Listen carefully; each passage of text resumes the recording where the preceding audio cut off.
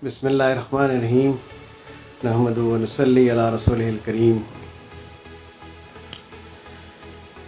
Rector, UMT, Dr. Muhammad Aslam, Dr. Ansar Pervez, Guest of Honor, Abid Sherwani, Director General, my very dear graduates, happy parents, respected members of the faculty, winners of meritorious awards, students, Assalamu alaikum. It is indeed a pleasure for all of us to meet once again on this solemn occasion of the convocation, 15th convocation of UMT. I think it's a commendable idea that we meet twice in convocations because of the number of students graduating every year. Last time in the fall convocation, there were about 1500 graduates, and it was becoming difficult to manage the function with this large number. So I'm glad that the tradition of holding a spring convocation is back. Ladies and gentlemen, I'm particularly delighted today to welcome Dr. Ansar Pervez. He's my brother and cousin, but above all, he is one of the foremost and pioneering scientists of this country. He has served this country with passion and contributed towards the advancement of technology in our homeland. People talk about Pakistan and they complain about so many things which they see are not going in the right direction. But this country has survived till date, and inshallah is going to survive because of the patriotic, devoted work of high caliber and highly motivated people like Dr. Ansar Pervez. He joined the Atomic Energy Commission after graduation, and he then served this country at various capacities and roles in that very critical and strategic place.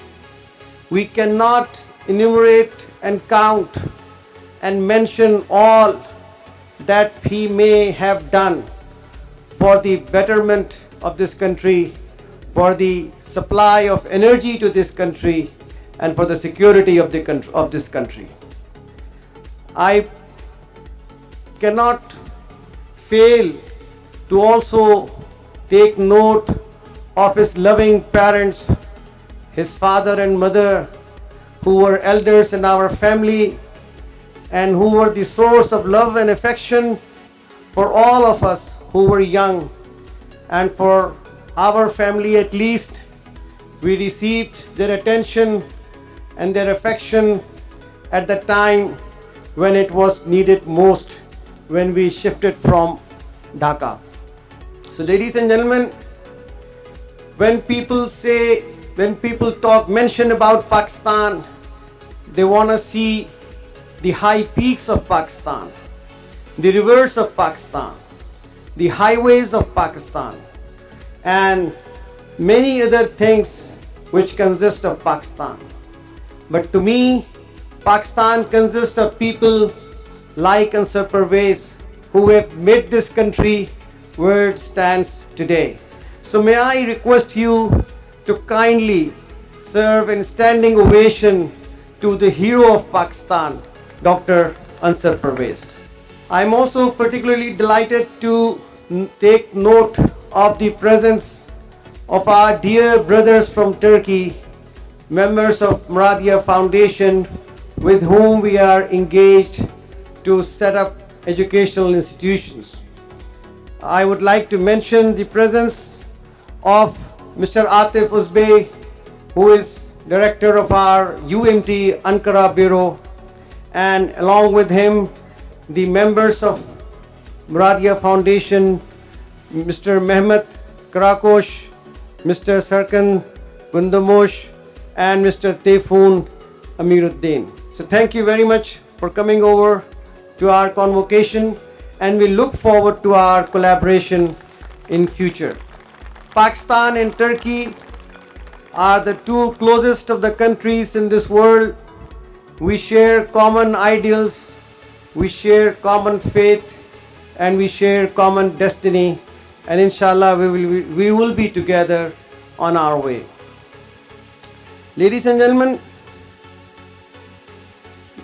let me take this opportunity to welcome our parents who are sitting behind, parents who are sitting at the back, parents who sent forth you to this institution, parents who took care of you, parents who sacrificed their life and their resources to see this day.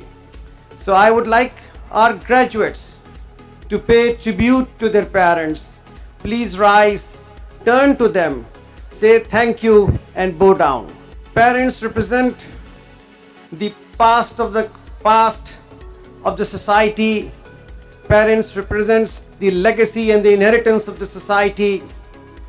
They symbolize the hopes and dreams for the next generation, and they are the anchor for the present and the future times. And at all times, and at no times, we can be free of our reliance upon them. We need their attention, we need their affection, and we need their love, we need their prayers and good wishes all the way till our last. We pray for their long life, for their health, and for the fulfillment of their prayers and hopes in times to come. Graduates, this is indeed your day, and it would be very hard for me to add to what Dr. Ansar Pervez has already said to you in a very brief and effective and scientific language. He has given you a grammar for the success of life. He has shared with you a recipe for your onwards journey. I hope you have paid attention to that, and I hope that this will continue to be a resource for you in the challenging times, days and night of your future. Let me add to that briefly that when we see graduates walking up to this stage and then receiving their degrees and going out, we are happy. We are happy that there is a gift to this nation now. We are happy that there is a successful person who will now go to the world of work, who will now go to the real world, and will discharge his or her obligations and responsibilities. Here is one more to the resources that this country may leverage. Here is a value addition to the human capital, that reservoir of human capital that this country needs for the success. So we are happy, we are glad, we are delighted. We will indeed miss their presence in our campuses, and we will continue to pray for their roles outside. The world, the real world, is indeed waiting for those who have the will and the courage to call the shots, who have the ability to dream high and think big, as mentioned by Dr. Ansar Pervez. So this world has opened gates for those individuals who know who they are, where they stand, and what they would like to do, what are their ideas. The world of work, the real world, is increasingly becoming the world of ideas. If you are able to apply your mind, if you are able to cultivate innovative, creative, and critical thinking, then this world is yours. Then you can get premium salary, you can get fast promotions, you can create ventures and enterprises which would be valued in multi-billions of dollars. If you have the idea, if you have the capacity to think ahead, if you have new ideas, and if you are bold enough to share your ideas and to walk through your talk, and if you have the steadfastness to supplement your ideas with hard work, believe me, this world is yours. This world is waiting for those who are willing to take charge of this world. And you can take charge of this work only if you are ready to take charge of your own self.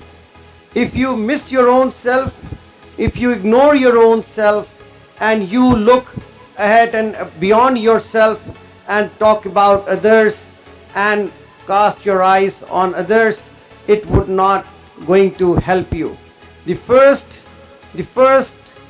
forte that you have to conquer, the first forte that you have to lead is your own self, and that is probably the message that I would like to leave with you.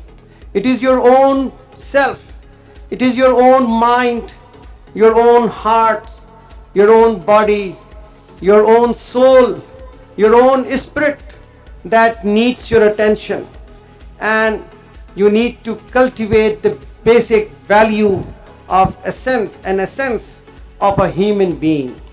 You are going into the world which is immersed into computers and machines and virtual machines, clouds, artificial intelligence, and series of middleware and hardwares. Within that realm, it is very easy to forget your own self. So my call is to draw your attention to your own self. You have a degree, you have fulfilled a program of study, you have a license to get a job in your field. But what is most important is that you continue to sharpen your skills. You continue to cultivate yourself and renew yourself, refresh yourself. Those who think that with this completion of degree they have had enough of education and they can now go and take work and be successful, they are wrong. You have got access to some knowledge that is important, but what you would need is going to be new knowledge that you will discover, that will emerge with your work, with your experience, with your practice. So what is most important is your ability, as Dr. Ansar said, to learn. So in that willingness to learn and learning incessantly, relentlessly, continuously, you will be creating a new you within yourself. And if you are able to create a new you, a new persona, new sets of strengths, new sets of qualities within yourself, every day will be a new day, will be a new chapter in your life. Every week, every month and every year will open a new chapter, will open new avenues, and will lead you to newer and higher thresholds. So my dear graduates, this is the beginning of learning, this is the beginning of work, and this is the beginning of humility.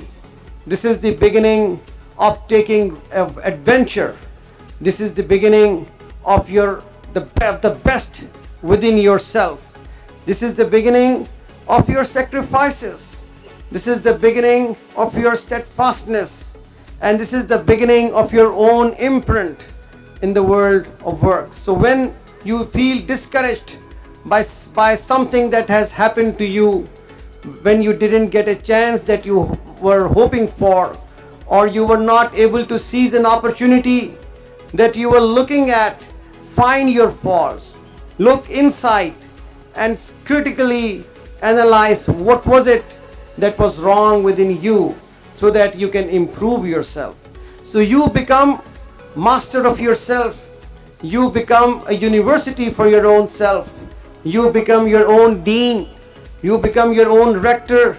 You become your own teacher. And once you have that, I can assure you that there will be nothing which would be able to resist you. There will be no hardship. There will be no factor which can slow you down, and you will be able to achieve new milestones. You will be able to go beyond your dreams, and you will move faster. You will see that successes and resources are coming your way, and you will be able to serve the society. And when you serve the society, you will feel the highest of the joy, and you will feel that you have contributed something that would be long lasting. So my dear graduates, I wish you success in your life. I wish you success in the life in this world and the life to come hereafter. And I hope that you would be a source of pride for this university, and you will stay connected with the university, with the huge base of alumni of this university, which is now over 16,000, and which is marked by its presence in almost all the leading cities of the world and in every corner of our country. So I hope and wish you best. I am grateful to the faculty members, to chairpersons of the departments, to program heads, to deans who did their best, who devoted themselves to this noble cause of teaching. They could have taken positions in the professional world, they could have gone into other careers, but they are the pillars of our society, they are the pioneers of our society, they are the mainstay of our society, who have consumed themselves in order to prepare the new generations, and they have invested their time, resources, and life. So thank you very much, faculty members. Thank you very much, deans, CODs. Thank you very much, Rector, for this march of graduates. Thank you very much, honorable, esteemed guest. Thank you very much, Dr. Ansar Pervez. Thank you very much.